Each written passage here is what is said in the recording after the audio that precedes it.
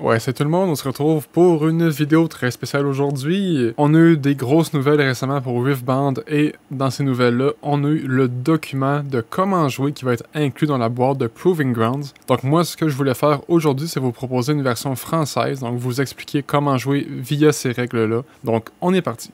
Le document ouvre bien entendu sur la base, donc le but du jeu. Alors évidemment, vous le savez bien, Riftbound est un jeu pour 2 à 4 joueurs. Pour faire des points, vous devez conquérir ou tenir vos battlefields, vos champs de bataille. À chaque fois que vous allez conquérir ou tenir un champ de bataille, cela vous fera 1 point. Et le premier joueur à 8 points, ou à 11 en mode par équipe, va gagner. Pour le rappel, voyons voir de quoi est composé un deck dans Riftbound. Vous allez avoir un champion de type légende qui sera en jeu face visible dans sa zone au début de la partie. Un deck de runes composé de 12 cartes runes qui seront une combinaison, comme vous le souhaitez, des domaines, donc des couleurs de votre légende. Et un deck de 40 cartes principales, duquel vous allez sortir un champion qui a le même nom que votre légende.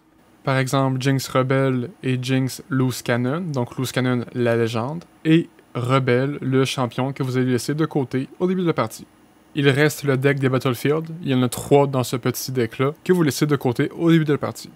Fort important, un deck de Riftbound, comme bien des jeux de cartes aujourd'hui, ont un maximum de 3 copies par carte, incluant votre champion. Donc si Jinx Rebelle est votre champion, vous pouvez avoir seulement 2 Jinx Rebelle dans le reste de votre deck. Il existe aussi dans Riftbound ce qu'ils appellent des Signature Spells ou autres. Ce sont des cartes signatures qui correspondent en quelque sorte aux légendes. Par exemple, pour Jinx, Super Mega Death Rocket. Donc vous êtes aussi limité à 3 cartes signatures maximum dans votre deck, du moment qui match avec la légende, bien entendu. Pour ce qui est de la mise en place, c'est très bien indiqué sur l'image ici, mais comme on le voit, notre légende est mise face visible. Notre choix d'unité champion est mise à côté de la légende. Notre deck principal en dessous, le deck des runes dans le coin de notre zone de jeu. Pour ce qui est des Battlefield, mélangez vos 3 et selon le mode de jeu, sélectionnez-en un au hasard. Faites choisir votre adversaire un au hasard. Dans un 2 de 3, donc un best of 3, les 2 Battlefield qui restent seront choisis au hasard pour le deuxième match. Et si besoin, le dernier sera utilisé pour le troisième match. Commençons maintenant la partie. Normalement, vous avez déjà choisi un Battlefield au hasard. Mélangez les Battlefield sélectionnés et sortez-en un. Le propriétaire du Battlefield sera le premier joueur pour la partie. Mettez les Battlefield dans la zone de Battlefield au centre de la table. Avec 4 joueurs, retirez le Battlefield du premier joueur, donc on va seulement jouer avec 3. Chaque joueur pioche 4 cartes de son deck. À Riftbound, le mulligan est très simple. Vous pouvez recycler jusqu'à 2 cartes, donc mettre jusqu'à 2 cartes en dessous de votre deck et n'en piocher autant, une seule fois. Le dernier joueur dans le tour gagne une rune bonus son premier tour, donc 3 et non 2. Avec 4 joueurs, le premier joueur ne va pas piocher de cartes à son premier tour. Et c'est tout pour les règles de base. Voyons maintenant les types de cartes et comment jouer celles-ci.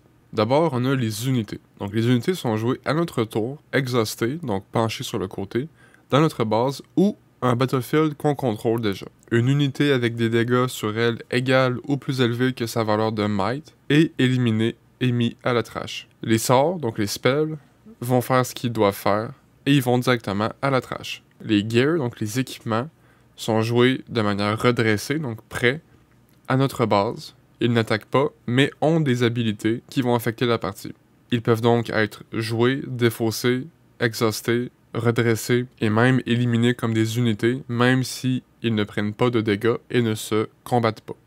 Certaines cartes vous permettent de les jouer hors dehors de votre tour, parce que par défaut, vous ne pouvez activer des habilités et jouer des cartes que à votre tour lorsque rien d'autre se passe. Ces cartes sont les cartes actions, donc ils peuvent être jouées à votre tour comme d'habitude, mais également pendant les showdowns, incluant pendant les combats. Les réactions peuvent être jouées à votre tour ou durant les showdowns, mais également avant qu'un autre spell, un autre sort ou une autre capacité s'active, se résolve. Donc la réaction va se résoudre en premier. Les capacités qui disent add, donc ajouter de l'énergie ou du power généralement, ne peuvent pas être réagies. Elles sont activées, elles vont être activées.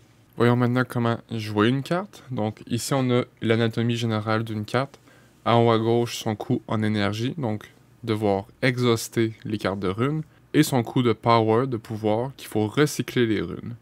Donc pour jouer une carte dans Riftbound, comme je viens de le dire, vous exhaustez vos runes ainsi, et vous pouvez recycler les runes que vous venez d'exhauster pour payer le coût de power. Par exemple, pour Jinx, il faut exhauster 5 runes et recycler une rune de chaos, une rune mauve. J'espère que c'est clair jusqu'à maintenant, on embarque dans le un peu plus concret. D'abord, les étapes d'un tour.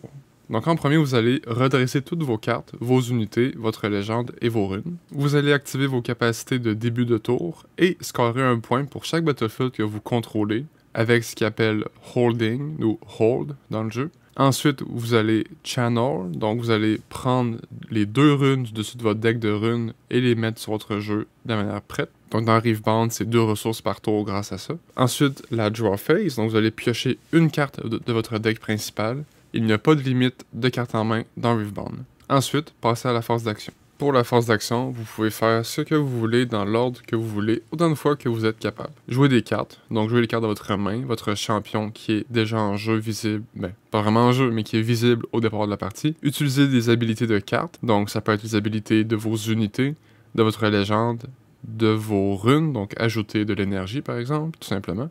Et également exhaust vos unités pour se déplacer vers ou depuis des battlefields vers votre base. Donc si vous vous déplacez vers un battlefield qui a des cartes adverses, des unités adverses, cela va commencer un combat. Lorsque vous avez fini de faire vos actions, votre tour se termine. À la fin de votre tour, vos capacités fin de tour s'activent et toutes vos unités, en fait toutes les unités en jeu, sont soignées complètement. Les dégâts ne sont pas permanents dans Riftbound. Puis c'est au joueur suivant dans l'ordre du tour. Parlons maintenant du déplacement, du conquering et du contrôle. Donc pour faire des points, vous devez conquérir des champs de bataille ou les tenir au début de votre tour. Si un champ de bataille est inoccupé, vous n'avez qu'à vous déplacer sur celui-ci avec une unité ou plusieurs pour le contrôler. Si vous vous déplacez sur un champ de bataille avec des adversaires, un combat va commencer.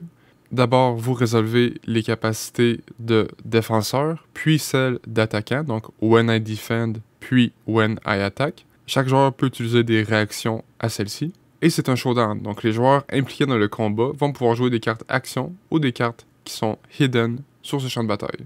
Lorsqu'un sort ou une habilité est utilisé, chaque joueur peut utiliser des réactions avant que celui-ci ne se résolve. Les réactions sont donc appliquées en premier, puis le sort original ou la capacité originale est appliqué. Lorsque tout le monde a passé, les unités restantes vont se combattre. Très important dans Riftbound, dans une partie à 3 ou plus, seulement 2 joueurs peuvent avoir des unités dans le combat. Logique. Donc par défaut, seulement ces 2 joueurs vont pouvoir jouer des actions et des réactions, mais chacun d'entre eux peut inviter d'autres joueurs pour que ceux-ci puissent jouer des actions et des réactions également. Maintenant, pour ce qui est du combat en tant que tel, donc quand les capacités et les cartes sont terminées, donc tout est appliqué, on passe au combat. Chaque joueur va prendre la valeur totale de might, indiquée sur ses unités présentes sur le champ de bataille, et faire des dégâts distribués comme il le souhaite sur les unités adverses présentes. Il faut, dans Riftbound, assigner des dégâts létals à une unité avant d'appliquer d'autres dégâts sur d'autres unités. Et les unités avec tank vont recevoir des dégâts en premier. Tous les dégâts sont appliqués de manière simultanée.